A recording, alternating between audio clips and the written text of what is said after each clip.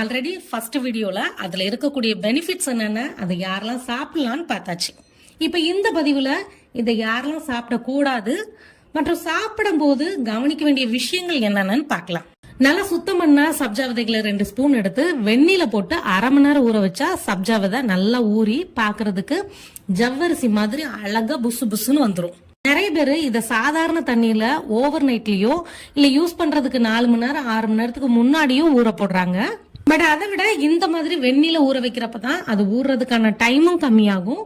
Same time அதோட சத்துக்களும் முழுமையா கிடைக்கும். வெயிட் லாஸ் பண்ணணும்னு நினைக்கிறவங்க இப்படி ஊற வச்ச சப்ஜா விதை 1 ஸ்பூன் எடுத்து 1 கிளாஸ் வெந்நீர்ல 1/4 முடி லெமன், அதாவது ஒரு 10 இருந்து 15 சொட்டு லெமன் எடுத்துக்கலாம். எம்டி ஸ்டமக்ல எடுத்துட்டு வந்தாங்கன்னா அது வெயிட் லாஸ்க்கான சிறந்த பலனை தரும். மூலம் மற்றும் ரத்த மூலம் பிரச்சனை இருக்கிறவங்க டெய்லி 1 டம்ளர் இளம் சூடான பால்ல 1 ஸ்பூன் ஊற வச்ச சப்ஜா விதையை கலந்து சாப்பிடுறது நல்லதொரு பலனை தரும். இந்த சப்ஜா விதைய எல்லா வித கூல்ட்ரிங்க்ஸ்லயும் ஆட் பண்ணிக்கலாம். எஸ்பெஷலி ரோஸ் மில்க் மற்றும் ஜிகர்தண்டாக்கு இது ரொம்பவே ஆப்டா இருக்கும். சரி, இதை யாரெல்லாம் சாப்பிட கூடாதுன்னு பார்க்கலாம். தைராய்டு பிரச்சனை இருக்கிறவங்க இதை கண்டிப்பா தவிர்த்துக்கிறது நல்லது. அதுவும் குறிப்பா ஹைப்போ தைராய்டு பிரச்சனை இருக்கிறவங்க இதை எடுக்கவே கூடாது.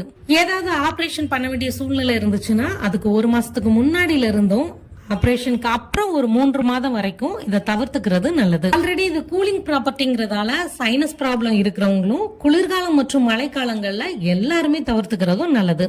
குழந்தைங்களும் என்னைக்காவது எப்பவாதுன்னா எடுத்துக்கலாம். பட் ரெகுலரா எடுத்துக்கிறது நாட் அட்வைசபிள். இளம் பெண்கள் இதை ரெகுலரா கண்டிப்பா எடுத்துக்க கூடாது. ஏன்னா ஈஸ்ட்ரோஜன் ஹார்மோன் சுரப்ப இது கம்மி பண்ணுது. இந்த ஈஸ்ட்ரோஜன் தான் யூட்ரஸ் மற்றும் மந்த்லி சைக்கிள்கான ஆதாரமே. புரியுற மாதிரி சொன்னா பெண்கள் பெண்களா இருக்கிறதுக்கான மூலமே இந்த ஈஸ்ட்ரோஜன் தான்.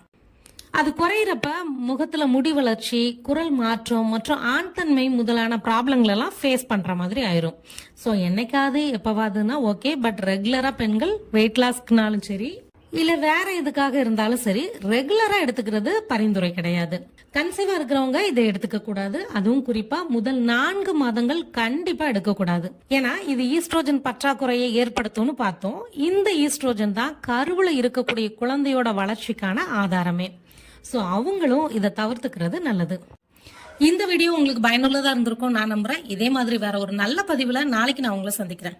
அது வரைக்கும் உங்களிடமிருந்து விடைபெறுவது தென்றல் ஹோம் கேர் ப்ராடக்ட்ஸ் தூத்துக்குடியிலிருந்து உங்கள் கோமதி நாகராஜன். நன்றி, வணக்கம்.